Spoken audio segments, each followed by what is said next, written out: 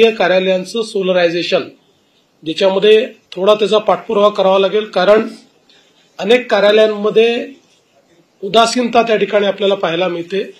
ज्या वेगानं काम करायला पाहिजे ते होताना दिसत नाही. तर ते आपल्याला डिसेंबर 25 पर्यंत पूर्ण करायचं आहे. आणि दुसरं, आपण नवीन योजना तयार करतो आहोत. प्रधानमंत्री सूर्यघर योजना ही अतिशय यशस्वी योजना आहे.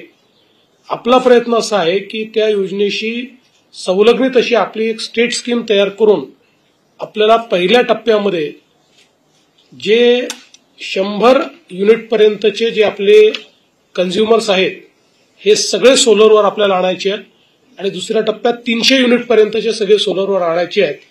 आपला प्रयत्न असा आहे की 300 युनिट पर्यंत कोणालाही विजेचं बिलच येऊ नये अशा प्रकारे आपल्याला ही सोलरची व्यवस्था महाराष्ट्रात उभी करायची आहे. त्या दृष्टीने लवकरच आपण एक नवीन योजना घेऊन येतो, ज्याच्यामध्ये अर्थातच महाऊर्जाला एक मोठा वाटा त्याच्यामध्ये उचलावा लागेल आणि आपण करतोय त्यापेक्षा 3 पट 4 पट अधिक काम हे आपल्याला निश्चितपणे करावं लागेल. पण मला विश्वास आहे की हे काम आपण निश्चितपणे करू शकू. म्हणूनच जी काही आतापर्यंतची वाटचाल आहे ती अतिशय चांगली आहे. आपण आता बघितलं, जवळपास मोठ्या प्रमाणात आपल्याकडे रजिस्ट्रेशन जे आहे हे सातत्याने वाढतं आहे आणि एक्झिक्युशनही चांगलं आहे. म्हणजे प्रायव्हेट प्लेयर्स जे आपल्याकडे रजिस्टर करतात त्यांचं एक्झिक्युशनही चांगलं आहे.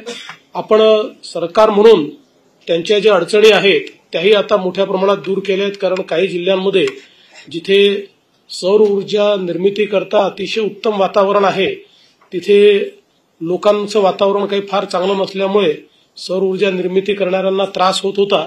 पण आता त्यातल्या अनेक लोकांना आपण पकडून तडीपार केलाय, काहींना एमपीडीए लावलाय. त्याच्यामुळे आता हे काम अतिशय वेगाने सुरू झालेलं आहे आणि कुठल्याच त्या ठिकाणी गुंतवणूकदाराला त्रास होणार नाही अशा प्रकारचा आपला प्रयत्न आहे. त्यामुळे तेही काम अत्यंत वेगाने पूर्ण होईल आणि वेगवेगळे जे आपले स्रोत आहेत त्या ठिकाणी विंड असेल, सोलर असेल, आपण हायड्रोजन वर वर्किंग आपलं चालू झालेलं आहे आणि पंप स्टोरेज असतील, या सगळ्या वेगवेगळ्या पद्धतीतून आपण या संपूर्ण अपारंपरिक ऊर्जा स्रोत या विषयात अतिशय चांगलं काम करतोय. आणि आता नुकतंच आपण रशियाच्या शासकीय कंपनीसोबत एक करार केलेला आहे आणि त्यातनं आपण थोरियमपासनं एनर्जी तयार करण्याकरता जे मॉड्युलर स्मॉल रिएक्टर्स आहेत ते तयार करायचे अशा प्रकारचा एक करार केलाय. तो जर आपला यशस्वी झाला तर ते भारताकरता एक गेम चेंजिंग अशा प्रकारचं प्रपोजिशन असेल. कारण आपल्याला माहिती आहे की थोरियम आपल्याकडे मोठ्या प्रमाणात उपलब्ध आहे आणि म्हणून तोही एक प्रयत्न महाराष्ट्राने त्याच्यातही आघाडी घेतलेली आहे. तर मला असं वाटतं की एकूणच या सगळ्या कामांमुळे आपल्या पर्यावरणाचा जो काही विनाश आहे तो आपल्याला थांबवता येईल आणि सगळ्यात महत्वाचं, आपल्या प्रधानमंत्र्यांनी जे टार्गेट आपल्याला सगळ्यांना दिलं होतं की 2030 सालापर्यंत 50% आपली वीज ही अपारंपरिक ऊर्जा स्रोतातून आली पाहिजे. महाराष्ट्रामध्ये आपल्या प्रयत्नातून किमान 52% वीज ही अपारंपरिक ऊर्जा स्रोतातून 2030 पर्यंत येईल आणि अजून प्रयत्न केला तर 60% देखील आपल्याला जाता येईल.